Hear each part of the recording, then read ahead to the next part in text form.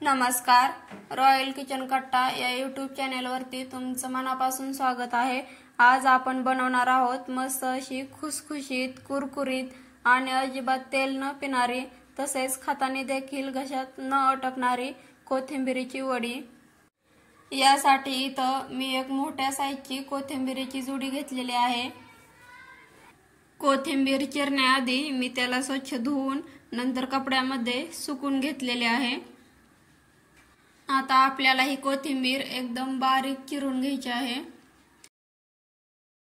इथं जर तुम्हाला वाटलं कोथिंबीर जास्त आहे, तुम्ही कोथिंबीरीची मोठी जुडी घेतलेली आहे, तर तुम्हाला ही कोथिंबीर दोन भागामध्ये करून चिरून घ्यायची आहे। जर एकदाच आपण सगळी कोथिंबीर चिरून घेतली तर ते एकदम बारीक चिरली जाणार नाही, त्यामुळे आपल्याला निम्मी निम्मी करून चिरून घ्यायची आहे। इथं आपल्याला फक्त कोथिंबीरीची पानं नाहीत घ्यायची, तर थोडे देठही घ्यायचे आहेत। तुम्ही इथं बघू शकता मी कोथिंबीर चिरून घेतलेली आहे। कोथिंबीरीच्या जुड्या काही लहान मोठ्या असतात, त्यामुळे आपल्याला मेजरमेंट कसं घ्यायचं हे कळत नाही, किती बेसन घ्यायचं, किती कोथिंबीर घ्यायची हे समजत नाही, त्यामुळे इथे मी तुम्हाला हे मोजून दाखवत आहे।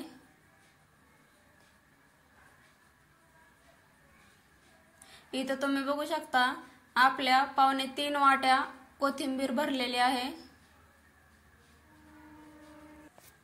त्यासाठी आपल्याला इथं 2 वाट्या बेसन पीठ घ्यायचं आहे। मी इथं 2 वाट्या बेसन पीठ घालून घेतलेला आहे। पाव चमचा हळद घालून घ्यायची आहे, तसंच चवीनुसार मीठ घालून घेतलेलं आहे। आता आपण पाणी ओतून घेणार आहोत, पण पाणी ओतून घ्यायच्या अगोदर आपल्याला हे मिक्स करून घ्यायचं आहे, जेणेकरून हळद आणि मीठ सगळीकडे सेम मिक्स होईल। आता आपण यामध्ये पाणी ओतून घेऊया। आपल्याला इथं पाणी एकदा जास्त ओतून नाही घ्यायचं, जसं जसं लागेल तसं आपण पाणी ऍड करणार आहोत। आता याला चांगलं फेटून घ्यायचं आहे।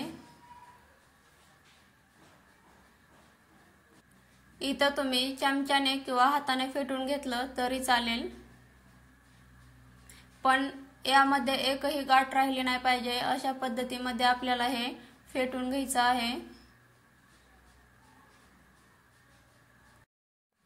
तुम्ही इथं बघू शकता मी हे चांगलं फेटून घेतलेलं आहे, यामध्ये एकही गाठ राहिलेली नाही। यामध्ये आपण आता आणखीन थोडंसं पाणी ओतून घेणार आहोत। तुम्ही इथं बघू शकता तुम्हाला या कन्सिस्टन्सी मध्ये पीठ घ्यायचं आहे। तुम्हाला ही मी चमच्याने दाखवते। घट्टसर दूध कसं असतं तशा पद्धतीमध्ये आपल्याला हे बॅटर बनवून घ्यायचं आहे। इथं मी 2 चमचे तेल घालून घेतलेलं आहे। तेल तुम्ही कमी जास्त करू शकता। अर्धा चमचा जिरे घालायचे आहे। जिरे तडतडली की यामध्ये लसूण मिरचीची पेस्ट घालून घ्यायची आहे। इथं मी 4 मिरच्या आणि 7-8 लसणाच्या पाकळ्या घेतलेल्या आहेत, तुम्ही कमी जास्त घेऊ शकता।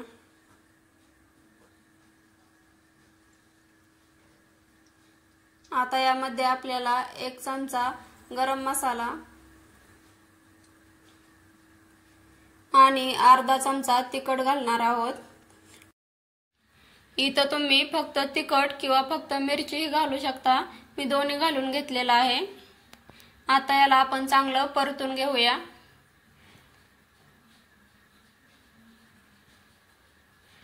हे चांगलं परतून घेतलेलं आहे। आता यामध्ये आपण कोथिंबीर घालून घेऊ। तुम्हाला शक्य होईल तेवढी कोथिंबीर बारीक चिरून घ्यायची आहे, कारण जर आपण कोथिंबीर बारीक चिरून घेतली तर त्याला शिजण्यासाठी जास्त वेळ लागत नाही आणि आपल्या वड्या लवकर बनून तयार होतात। त्यामुळे इथं तुम्ही कोथिंबीर बारीकच चिरून घ्यायची आहे।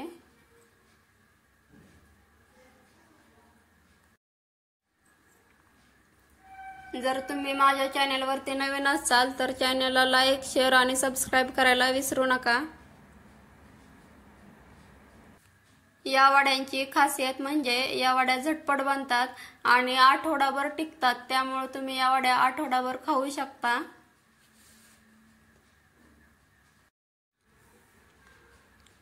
आता इथं आपल्याला शेंगदाण्याचा कूट घालून घ्यायचा आहे। शेंगदाण्याचा कूट हा जास्त बारीकही नाही करून घ्यायचा, शेंगदाणे फक्त थोडेसे ओबड-धोबड बारीक करून घ्यायचे आहेत। आपण अगोदरच पिठामध्ये मीठ टाकून घेतलेलं होतं, त्यामुळे आपल्याला यामध्ये मीठ टाकायचं नाही। इथं हे आपल्याला फक्त 2 ते 2.5 मिनिट शिजवून घ्यायचं आहे। आता यामध्ये आपण बेसन पिठाचे मिश्रण ओतून घेऊया। यामध्ये मिश्रण घालत असताना आपल्याला गॅसची फ्लेम ही लो ठेवायची आहे आणि मिश्रण एकदा सगळं ओतून ते आपल्याला हलवून घ्यायचं आहे। असं केल्याने बेसन पिठाच्या यामध्ये गाठी होत नाहीत। नंतर गॅसची फ्लेम ही लो टू मीडियम ठेवून आपल्याला हे चांगलं मिक्स करून हलवून घ्यायचं आहे। तुम्ही बघा ना, आपण दररोजच्या भाजीमध्ये कोथिंबीर घालून घेतो, कारण कोथिंबीर घातल्याने त्याची चव आणखीन वाढते। मग जर थोडी कोथिंबीर घातली तरी भाजीची चव एवढी बदलत असेल, तर त्याच कोथिंबीरीचा एखादा पदार्थ केला तर काय खमंग लागत असेल, त्याची चव काय भन्नाट लागत असेल। त्याच कोथिंबीरीच्या पदार्थामधला एक पदार्थ म्हणजे कोथिंबीरीची वडी, जे एकदम खुसखुशीत आणि कुरकुरीत लागते। त्यामुळे तुम्ही या कोथिंबीरीच्या वड्या घरी नक्की बनवा आणि खाऊन बघा। हे मिश्रण शिजण्यासाठी जास्त वेळ लागत नाही, 4 ते 5 मिनिट पुरेसे होतात। तुम्ही इथं बघू शकता आपलं मिश्रण हे चांगलं शिजलेलं आहे।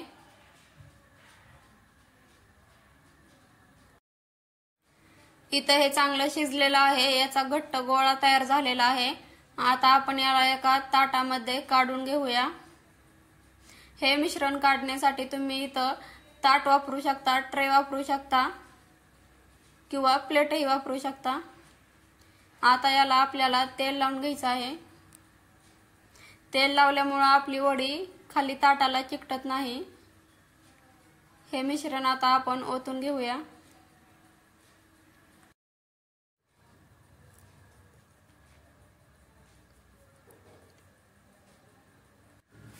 आता हे आपल्याला चांगलं सेट करून घ्यायचं आहे। ह्याला चौकोनी आकारामध्ये किंवा गोल आकारामध्ये एकसारखं करून घ्यायचं आहे।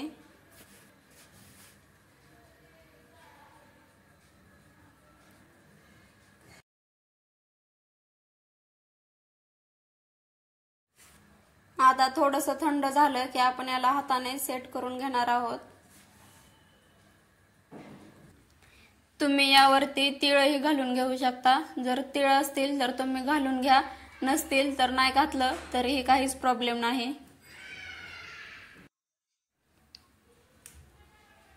तुम्ही इथं बघू शकता एकदम सहज पद्धतीने आपल्या वड्या कट होत आहेत। आता याच पद्धतीने आपल्याला सगळ्या वड्या कट करून घ्यायच्या आहेत।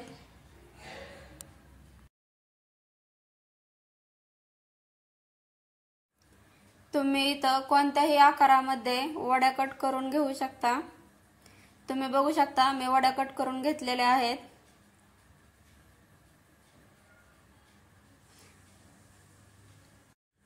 एकाच आकारामध्ये मी इथं सगळ्या वड्या कट करून घेतलेल्या आहेत। तुम्ही बघू शकता खाली अजिबात चिकटलेले वगैरे नाही। आता आपण यांना फ्राय करून घेऊया। तेल इथं आपलं चांगलं कडकडीत गरम असलेलं पाहिजे।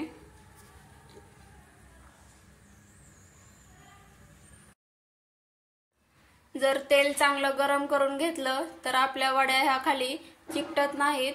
तुम्ही इथं बघू शकता एकदम अलगद व सहज आपल्या वड्या पलटल्या जात आहेत।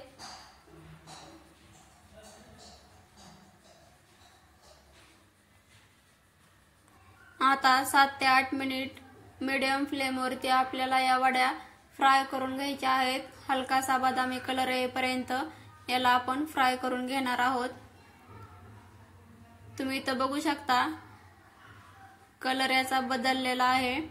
आता आपण याला काढून घेऊया।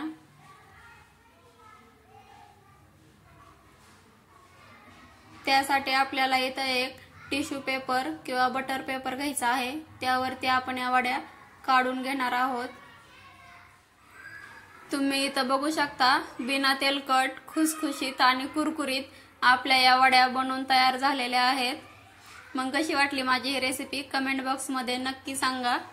तुम्हाला एक वडी दाखवते।